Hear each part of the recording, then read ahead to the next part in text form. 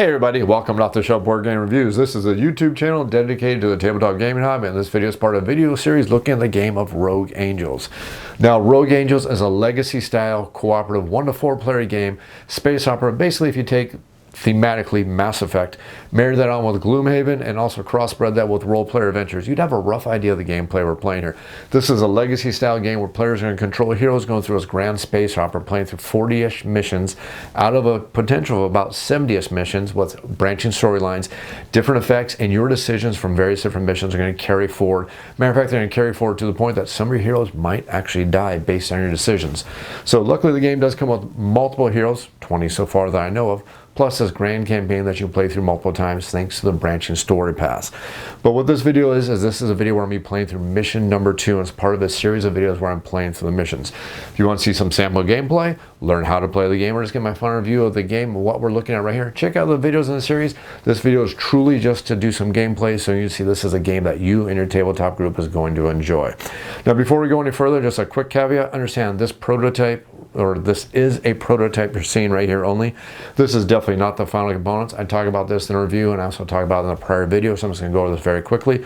Prototype. Art is pretty close to being final, but the components themselves are very much in prototype. Don't judge the game on the quality of the components, judge the game on the artwork, and also be throwing up some images throughout the video to give you a rough idea of what we're talking about here. That's enough of the wah-wah stuff. Let's go ahead and go on with the gameplay and start mission number 2, known as Digital Blood.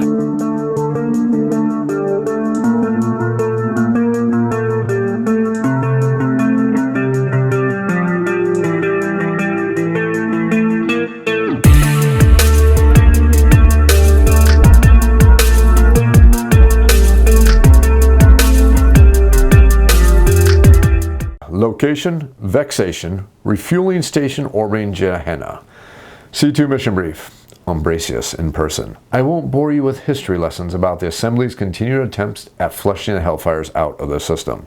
But a point worth noting is that they've broadened their horizons beyond regular piracy since their comprehensive thrashing by Admiral Kahath in the so-called Hellfire campaign. Rumor has it that the pirates have allowed various factions, corporate, criminal, and governmental, to establish research outposts within Vexation, earning them vast sums of protection money.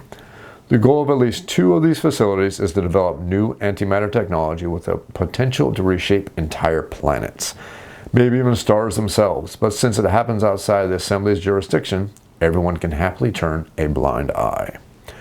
The Polity will pay handsomely if you and your team can assist with acquiring some of their research. It will help us establish viable colonies and territorial security in a region of the galaxy, establishing a true home for our people beneath these new stars. Locating any of these research sites, or the primary Hellfire base for that matter, is almost impossible due to the heavy planetary atmospheres and the complex radiation patterns so close to the suns. But I've come across a few supply records giving us the first clue of where to start looking. So whenever you're ready, I suggest we begin. So the first thing we need to do is we need to set the map. We have map number 2, we have both of our heroes laid out, and of course this is a really good time to cover the advances in our heroes right now.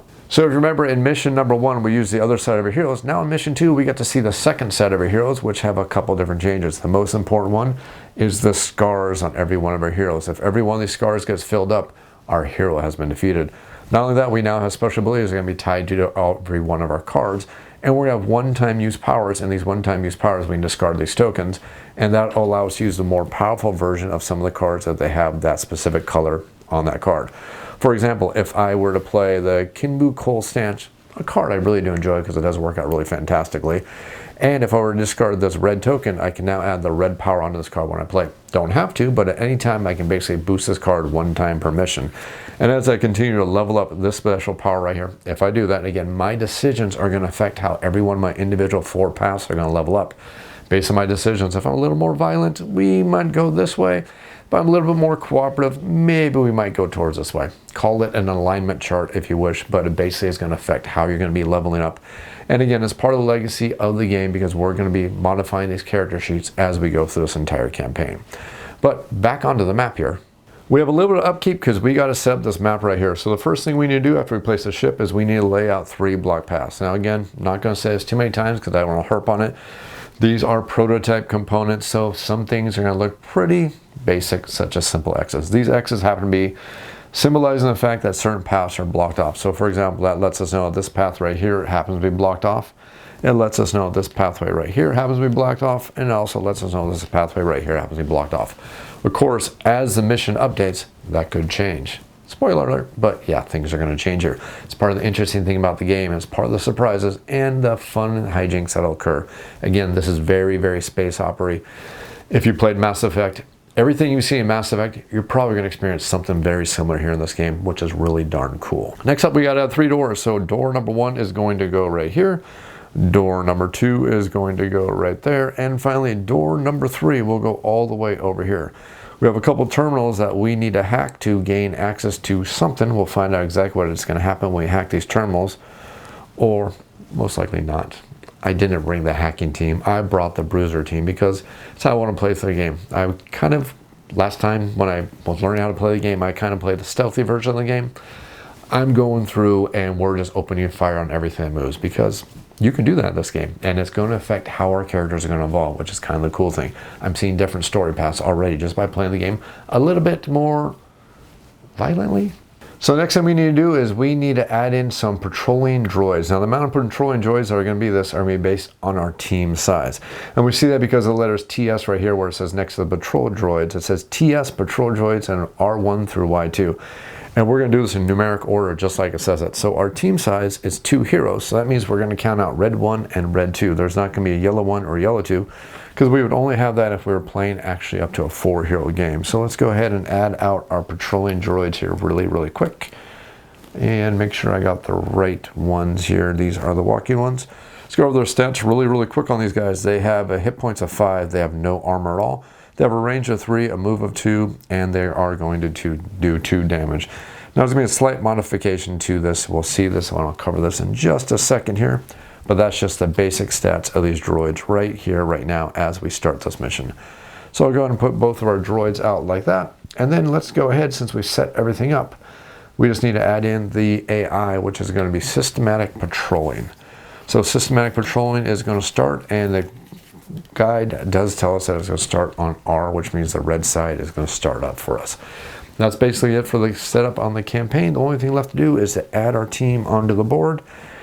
And I think we are simply going to add our team just like this.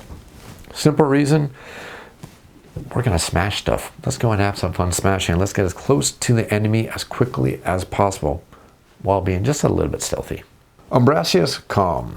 These old refueling stations run on a skeleton crew, so it's highly unlikely you'll run into any sentient beings here.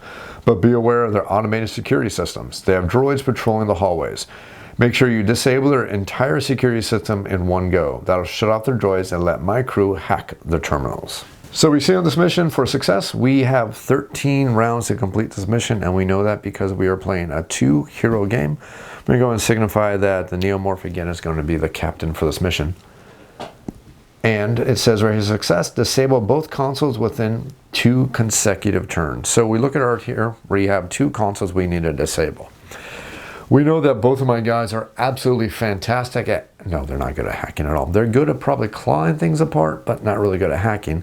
So we're probably going to have to continue reading and see exactly how we need to win this mission. Trigger conditions. Patrol droids. While on patrol, a patrol droid moves only 1 instead of 2 squares. If the consoles are disabled within 2 consecutive turns, remove all patrol droids. If the players find themselves within the range and line of sight of the enemies at the end of a player turn, or if they attack an enemy, or if they fail to disable both consoles within 2 consecutive turns, change the EBC, which is the enemy behavior chart, to automated attack. So we're going to go from systematic patrolling to automated attack. So let's go ahead and put automated attack second on our list, because we might be having to deal with that. Slight possibility. And then we're going to change the goal to eliminate all enemies and decrease the turn token by 2 spaces. We're going to fail if the turn token reaches 0 or all players are unconscious, and then we must restart the mission. Again, the first 2 missions are nice and generous in the fact that if we fail the first 2 missions, we are not going to get any scars. Once we get past those 2 missions, all bets are off, and the kid gloves also come off, and we can start accumulating scars. So after the first 2 missions, and we're on mission number 2, we don't want to be dying or failing because that's going to cause some long-term negatives for our heroes here. So at the start of the mission, we need to figure out which one of our players we're going to activate first, and we're just going to activate the Neomorph. So let's go ahead and look at all the cards for our Neomorph, and we're just going to do a basic move action right here, which is going to allow us to move 1 space plus the roll of a dice. We're going to get a +1, so we're going to go 1, 2, just like that. And we'll take the card back into our hand, and I definitely know what I want to do here, because let's see here, 1, 2, 3, 4, 5, 6, 7. I know exactly what I want to do. I want to get positioned right about there, because his range is actually 8. It's the other person has a range of 7. So let's just get the party started here. Let's just get in range. Let's see. These guys have a range of only 3. So even if they get to, let's see, 1, 2, then 1, 2, 3, as long as I get to right there. So you know what? Let's just get this party completely started. So 1, 2, and then we will play a move card again. Let's roll to see what we're going to get. We're going to get a shield. That gives us 1 point of movement. That'll put us all the way down right there. That is it for all of our actions. The next thing we simply need to do is we're going to do our free rest. We don't need to do that. We'll flip over activation token. We will advance the turn tracker right here, and then we're going to activate the enemy AI. So for systematic patrolling right here, it says that the systematic patrolling says they will move towards the nearest player.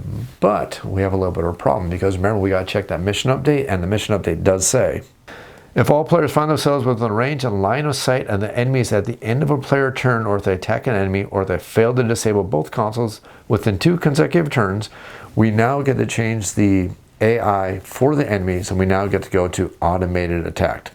So for automated attack, this does now mean that they are now moving their full movement of 2, because they do definitely see intruders, and the one with the lowest initiative is going to be our number 1 right here. So our number 1 says, the activated enemy did not move during his turn. Activation include the exclamation mark as his last action. We're going to move towards the last activated player. 1, 2, because remember, they do not like diagonals at all. So we're going to try to get into line of sight just like that. And then they're going to attack the nearest player. Well, remember, their range happens to only be 3. So 1, 2, 3, definitely not in range. So we're A-okay there. Now, next lowest initiative is going to attack the nearest player. Cannot do it. And it's going to move towards the last activated player. So it's going 1, 2. And it says if the activated enemy did not move during its activation, include exclamation as its last action. Well, it did move, so we don't need to worry about that. So that is the full movement for the red enemies here. That is it for that. That is the complete round. Now we get to go over to our Leviathan, who gets to look at their hand of cards. And we know the very first thing we want to do is we want to get into range and start performing some good actions. So let's go ahead and do the basic move action right here as our 0 action. We will roll the dice, and we will get +1 on our move. I'm okay with that. So we'll move 1 and get our +1 movement just like that. We'll take our basic move back into our hand, and now we are within range of our Leviathan shock rifle, because our Leviathan shock rifle does say it has a range of 3 to 7. We see that 1, 2, 3, definitely within range, and we want to use it right now before they get too close, because these are long-range guns. And if they get too darn close, it's going to be very, very hard for us to shoot them. I actually positioned him completely wrong.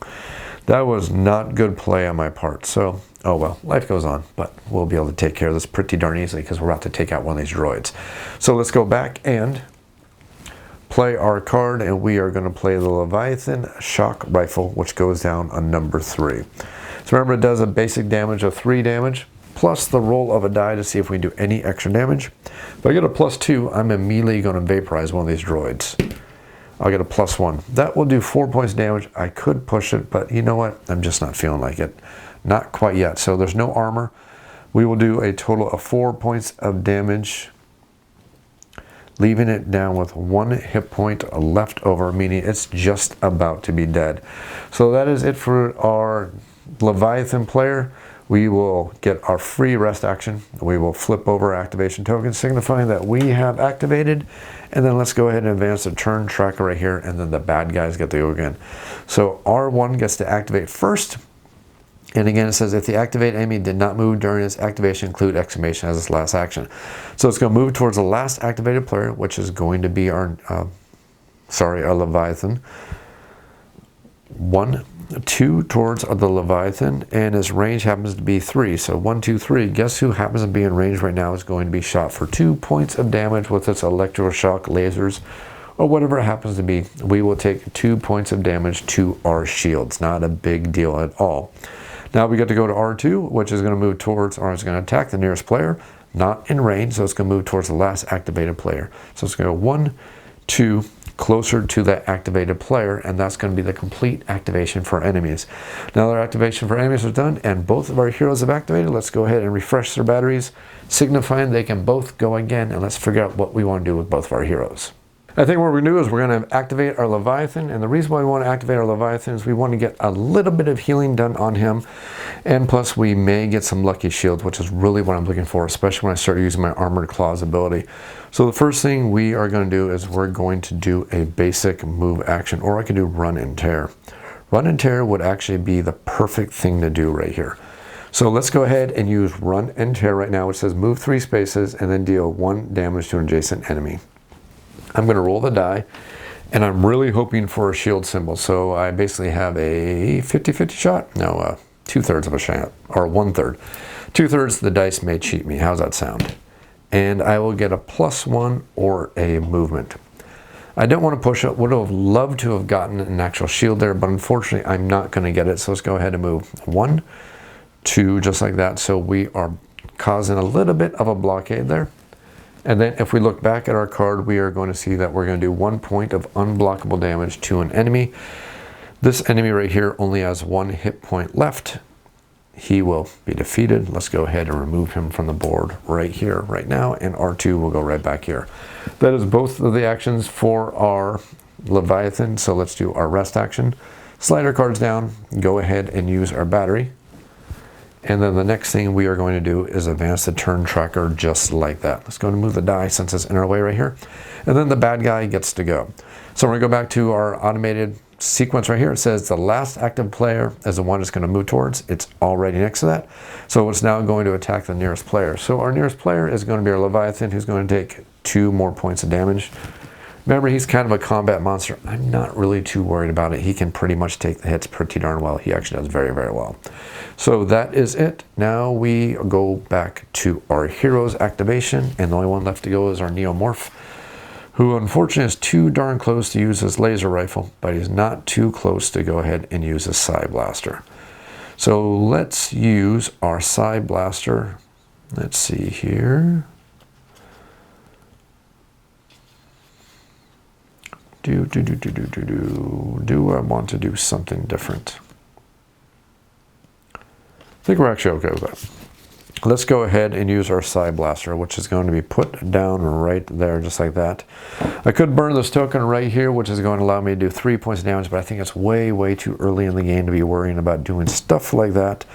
So let's go ahead and do 2 damage. I cannot roll any dice because that Psi Blaster doesn't have any bonus dice, so we are simply going to go all the way down to 3, just like that.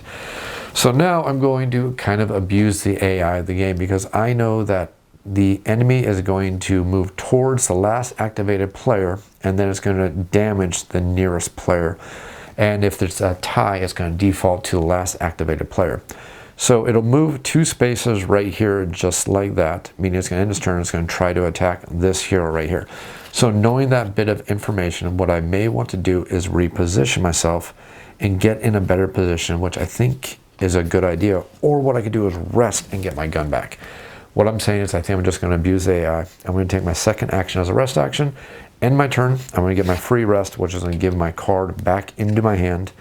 We will flip over our activations, signifying that we have activated. We'll advance the turn tracker just like that, and now we get to go over to the enemy AI. So looking over here, it says it's going to move towards the last activated player, so it's going to go 1, 2, because that was the last activated player. It's then going to attack the nearest player, and I guess technically, since they don't like diagonals, it probably would have moved just like that. And if there's ever a tie, it's going to default to the last activated player who is going to attack. So he's going to do 2 points of damage to our neophyte, or Neomorph. Maybe a neophyte. We haven't leveled up too much. So we now have 1 point of armor left. We're doing okay. We're actually really kind of playing smart here. Let's go ahead and refresh the batteries for both of our heroes right here. And now we need to figure out which hero I want to go next. Well, I'm thinking that we want Antithesis to go next because if Antithesis can get his armor regeneration into play, we can probably do some really good things. So what I'm going to do first is I think we're going to do armor regeneration first because it only has 3 hit points left. And then I could possibly do a point of damage to it. I'm really looking for armor regeneration to help me the most here. Don't really need the armor clause yet for the simple fact that I can do the same amount of damage with my basic interact. So armor regeneration will go just like this. And it says heal yourself for 1 wound and then gain 1 shield. But plus we get to roll 2 dice. I'm really looking for lots of shields on these dice. It's maybe a time when we use focus if I roll really terribly. Well, it's not what I really wanted. It'd be 1 shield. I think we're going to go ahead and burn 1 focus because I wanted at least 2 shields. I'm going to re-roll this die right here and I'm hoping for a shield. Didn't get it. Okay, well, not too terrible. We're going to gain 1 shield right here, plus the shield I rolled. That's going to put us just A-okay because we're about to be attacked. And I could take it, or I could take it and just rest. I think what I'm going to do is I'm just going to take it because... nope, not going to take it. I am going to do a basic interact right here. It says... Basic interact, let's go ahead and put this all the way over here. I know it should be a 0, but I just want you to be able to read it on the camera here pretty darn easily. I think you read it better just like that. It says we're going to do 1 damage to an adjacent enemy plus the roll of a die. Maybe we'll get that shield we want because we really only need to do 1 point of damage because our Neomorph does have their blaster to finish it off. I would get a +1, so my options are to do 2 points of damage or to do a point of damage and to move. If I move, he won't get attacked. So I really don't want to do that. I want him to be the one attacked. So I'm going to take the +1 and do 2 points of damage. Again, it wasn't really what I wanted to occur here. I was hoping for a shield, but can't always get what we want. So that will be that. Let's go back over to our hero here. We will rest. Comes back into our hand. This was a 0 card. Rest and rest. Signify we have activated just like that, and we will advance the turn tracker. And you see how the rounds start going pretty darn quick in this game once you understand the rules on how to play the game. So we're not going to do a mission check because we have not managed to defeat both the robots just yet. So let's go ahead and go to the AI, and the AI says this is going to attack the last activated player. Or, I'm sorry, move towards the last activated player, and that's going to attack the nearest player, defaulting to the last activated, which is going to be our Leviathan. Our Leviathan is going to take 2 points of damage, again leaving him with 1 shield. We're basically shrugging off these hits pretty darn well. No major wounds to take care of yet. That is it. So now let's go ahead and go back over to our Neomorph. Now, judging things right now, we have plenty of time left over. We're not really rushed for time. So the smart thing to do, since we are pretty close knowing that he's just 1 more hit and he's going to be defeated, a smart thing to do would be to go ahead and start regenerating some of our shields here very, very quickly. I think that'd be the smartest thing to do.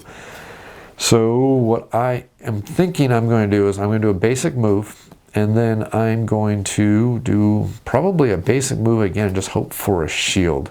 I think that's really, really what I want to do. If I position myself right here, which is perfectly fine, that means I'll be the last activated player. He'll take the 2 points of damage. If I get 1 shield, I'll be okay. I can take the damage. So let's go ahead and play our basic move down just like this. Again, I'm hoping for a shield. Just want 1 shield. That's all I want. I'm not going to get it. I'm going to burn a focus because I really want 1 shield, and the dice are not listening to me. You're still not listening to me.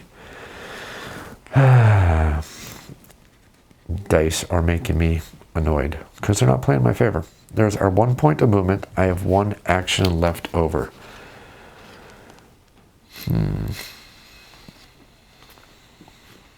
You know what? I'm at the point where I am thinking that this robot is just going to die and we're going to advance the storyline because I did not get what I wanted. I'm simply going to use my basic interact to deal 1 point of damage to the neighboring creature. I'm going to roll the die. Hopefully I will get the shield this time. There's the shield. So this is our second action. There's our 1 shield, and then we're going to do 1 point of damage to an adjacent enemy. That is the last point of damage this robot has. Since it has no armor, it is also going to be defeated. And that's going to end our turn, so we'll flip over. We'll do our rest action. We don't have any cards to gain back, so we're A-okay on that aspect. So now the only thing we're going to do is we're going to look for the mission check and get an update. And yes, we do have an update.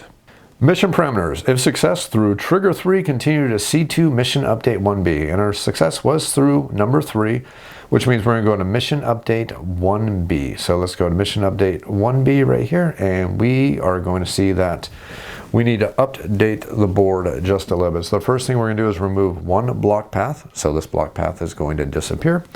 We're going to add one door right at that location where this block path happened to be. Let's go and fix that thing that got knocked over by the dice just like that. And then we are going to add one point of interaction onto the board just like that. There is no enemy behavior cards in this one, so the only thing left to do is to go ahead and read some thematic text. Ambracius, via communications. They say if you have a hammer, every problem starts to look like a nail. It appears the same is true for guns. At any rate, a good job. We have access to the station systems and are scanning for any leads. Wait a minute. We're detecting a major gas leak. I don't know if it was caused by your wanton destruction or some other fault in the system. Get to the fuel control room, shut off the gas supply, and start the ventilation systems before the whole place blows. Success. Turn limit 2. Now, unfortunately, I cheated last update because I completely forgot that when we interacted with the robots, we should have advanced the time tracker down to. I completely forgot, but we had more than enough time. But the point I'm trying to make here is now we actually only have 2 rounds to go ahead and do what we need to do. We need to get that door open really, really quick, and then we need to get to that point of interaction, because if we don't, well, you'll see what's about to happen. Success. Get to the commander adjacent to the point of interaction. Triggers conditions. Turn spent after the turn token reaches 0 result in every player losing 1 focus and 1 shield in the beginning of every single turn from the effects of the gas going ahead and doing damage to us. So you see that now the time pressure is on and we need to get that door hacked very, very quickly. Luckily, we know my team is really good at hacking. Very good at hacking. Anyways, so both of our heroes are going to refresh since we don't have any enemies to activate, and I now have 2 turns to get a door open. So I know that he is fantastic at hacking. The unfortunate thing is he is also the commander. Keep saying he. I think it's actually a she. Yes, it is a she. Or it looks like a she. It could be she. She is a pretty darn decent hacker. She could get the door open pretty darn well, but the unfortunate thing is since she's the commander, she actually needs to get next to that point of interaction. So what I am thinking is I'm going to activate the Leviathan first, and by activating the Leviathan first, I will get some of the hacking done on the door, and then on her turn, she's going to do her actual hacking action, which is her, let's see here, interact with an object for 2 within 4, I get 2 rolling dice. So she can actually hack pretty darn decently with hacking drone. I can potentially get up to 4. Actually, I can potentially get to, no, I can get up to 2 only. Can't get any bonuses, I just get range. So that'd be 2 draws, guaranteed draws from the bag. Well, I can hack, and then I can unpredictable move into the room pretty darn quickly, hopefully. So, having thought that process through, I'm going to go ahead and activate the Leviathan first. So the very first thing Leviathan needs to do is we need to get next to that door very, very quickly. And then we need to interact with that door and try to get that door open as quickly as possible. So I'm going to go ahead and do my basic move, which is going to be a 0 action right here. And again, I'm hoping for shields on the dice. So give me 1 shield. That's all I really need. Didn't get a shield. I'm going to get an extra point of move though. So I'll go move here and I'll move here. That way I'm not blocking the door. Not that you can actually block the door. I forgot about that. So I'll just move right there. And our basic move card will come right back into our hand. And then we are going to do our basic interact. And then we're hoping, beyond hope, that we're going to roll a 2. I really, really need a 2. Or a shield would be kind of nice too at this point. I got a shield. So I need a shield and I also need a +1. I want a shield badly. Although the nice thing is armor regeneration is getting very close to returning to us. So do I want... You know, it's a sign of a really good game when you really have to think about your moves and your actions, and when it's not super obvious. You're not going to sit there and go, yeah, I know what I need to do. Know what I need to do. No, this game is giving you lots of options. I need shields, but I also need draws from that stupid bag. But I know that that bag likes to betray me. And I'm calling it a stupid bag just because, you know, I know it's going to betray me here very quickly. So knowing that bag is going to betray me, and knowing I'm going to start taking shield damage, I am going to take the shield. I'd be dumb not to take the shield. Be stupid to take the shield, or not to take it. So it's going to give me one draw from the bag. One draw. If it's red, I'm going to laugh. Oh, red, because, you know, watch the prior video. You know what I'm laughing about here. So we only get one draw from the bag, so that is basically it for us. That's it. So we get to go over to our Leviathan, who is going to do a free rest action. That means our cards come back just like that. We have activated, so we'll flip our battery over, and the next thing we need to do is just simply advance the time tracker, and we see that time is not on our side.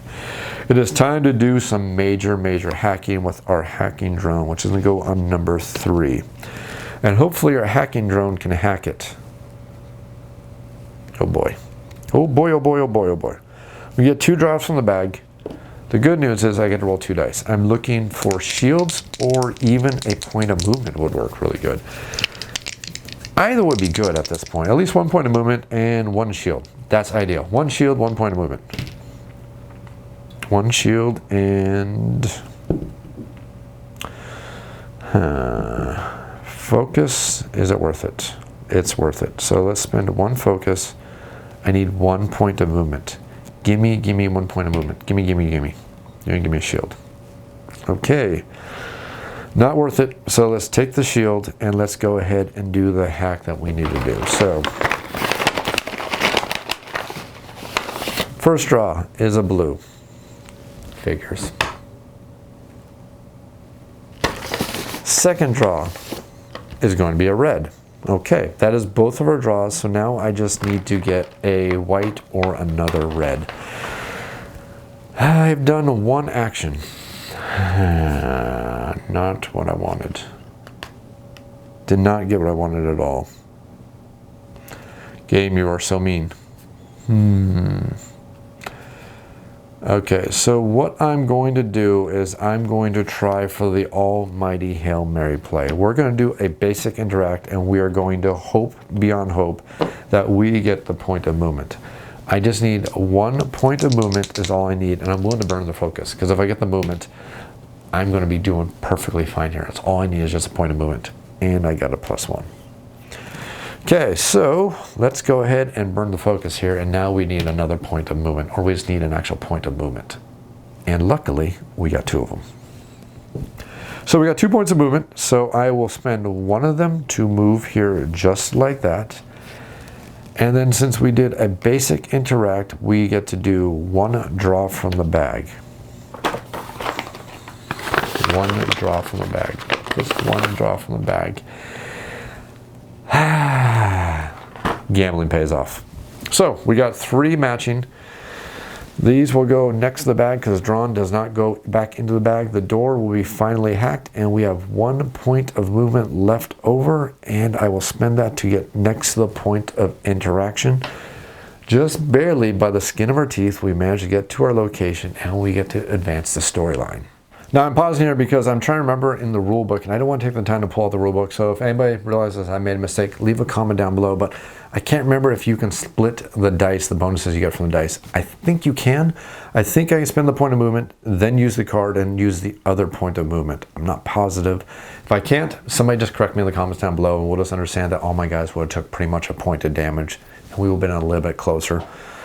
But I don't think it's going to make that big of a difference. So let's just go ahead and continue on here because we're next to the point of interaction. Before we do anything, we're going to get our free rest, signify that we have activated, and then we will advance the turn tracker down to 0. Fortunately, turn tracker is at 0, but we do get to go to our point here where we're going to do a mission check for an update. So let's go ahead and check our update right here. It says right here, if success, continue to C2 mission update number 2. Mission update number 2. Ambracius, via communications. We're picking up a life form in the fuel control room with you. Check it out, Commander. We can't risk being compromised by a witness this early on. So it looks like this was actually a female engineer who's inside the room with the gas tanks that just activated gas throughout the entire part of the ship that we happen to be in. Not suspicious at all. Female engineer in person. Please, don't hurt me. I wasn't trying to. Please, just let me go and I'll be on my way. I won't tell anyone about you. I just work here from time to time, I swear. Ambracius via communications. She can't be trusted. Why would she be here if she wasn't affiliated with the Hellfires? She may have caused a leak to sabotage you. Besides, now she's a witness, and we can't have that. Kill her. That's an order. That way we know she won't talk, and nobody will care about one more missing human around here. Female engineer in person. No, no, please, I beg you. Choice. Will you kill the female engineer? Yes or no? Players may debate, but all are then called to vote simultaneously, with the commander's vote breaking ties. The team voted yes, continue to C2B, mission 3. The team voted no, continue to C2A, mission 3.